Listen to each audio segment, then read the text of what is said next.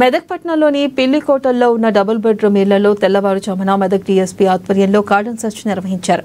2 సీఐలు, 8 ఎస్ఐలు, 108 మంది పోలీస్ సిబ్బందితో దాదాపు సోదాలు నిర్వహించారు.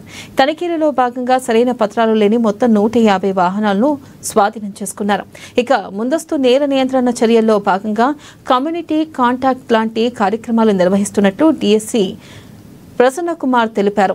ఇక కాలనీల్లో, ఇంటి ప్రదేశాల్లో అనుమానితంగా ఎవరైనా కనబడితే వెంటనే స్థానిక పోలీస్ స్టేషన్లో సమాచారం ఇవ్వాలని కోరారు. కొత్తగా ఇండ్లకు వచ్చే వారి పూర్తి వివరాలను తెలుసుకున్నాకే ఇవ్వాలని సూచించారు.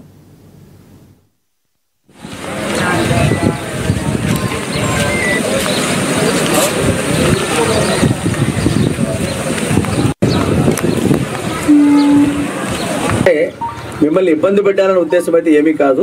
మీతో కలిసి పనిచేయాలి, మనకి ఉన్న ప్రాబ్లమ్స్ అన్నీ కూడా మీతో కలిసి షేర్ చేసుకోవాలనే ఉద్దేశంతో ఈ ప్రోగ్రామ్ ఆర్గనైజ్ చేయడం జరుగుతుంది.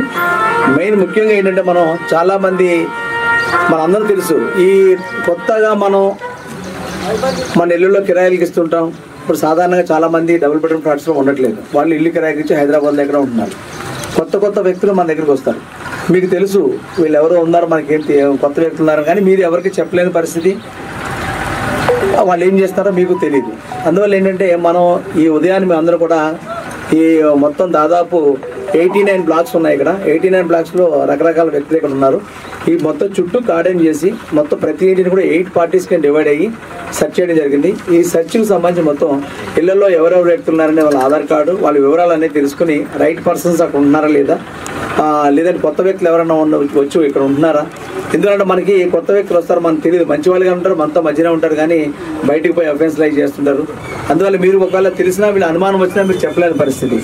మీ దగ్గరికి ఈరోజు మేము ఎందుకు వచ్చామంటే, మీ చుట్టుపక్కల ఏమైనా అనుమానాస్పద వ్యక్తులు ఉన్నా, ఏ వ్యక్తులైనా సరే మీరు మాకు ఇన్ఫార్మ్ చేయండి. మీరు చేస్తే దాని మీద యాక్ట్ చేసే అవకాశం ఉంటుంది. మీకు దగ్గరగా ఉండి మీ దగ్గర ఇన్ఫర్మేషన్ తెలుసుకోవాలని ఉద్దేశంతో ఈరోజు మీ దగ్గర రావడం జరిగింది. అదేవిధంగా ప్రతి ఇల్లు కూడా సెర్చ్ చేసి అనాథరైజ్డ్ పర్సన్స్ ఎవరు లేకుండా చూడడం కూడా జరిగింది. కొత్త వ్యక్తులు ఎవరైనా ఉన్నారా లేదా అనేది కూడా చేసాం. అదేవిధంగా మీ యొక్క వెహికల్స్ కూడా తీసుకురావడం జరిగింది. ఏదైతే కొన్ని ఇర్రెగ్యులర్ వెహికల్స్ ఉన్నాయో అవన్నీ ఇక్కడ తీసుకురావడం జరిగింది. మెయిన్ ఉద్దేశం ఏంటంటే, ప్రతి వ్యక్తి కూడా వెహికల్ మీద వెళ్ళేటప్పుడు కంపల్సరీ వాళ్ళకి ప్రతి డాక్యుమెంట్స్ మీ దగ్గర ఉండాలి. డ్రైవింగ్ లైసెన్స్ అనేది ఉండాలి, ఆర్సీ బుక్ అనేది ఉండాలి, అదేవిధంగా ఇన్సూరెన్స్ ఉండాలి. మీరు ప్రయాణం చేసేటప్పుడు హెల్మెట్ పెట్టుకోవాలి. ఈ భద్రతలన్నీ మీరు పాటించాలనే ఉద్దేశంతో మీ వెహికల్స్ కొన్ని తీసుకురావడం జరిగింది. మీకు అన్ని చెక్ చేసి మీ వెహికల్స్ కూడా మీ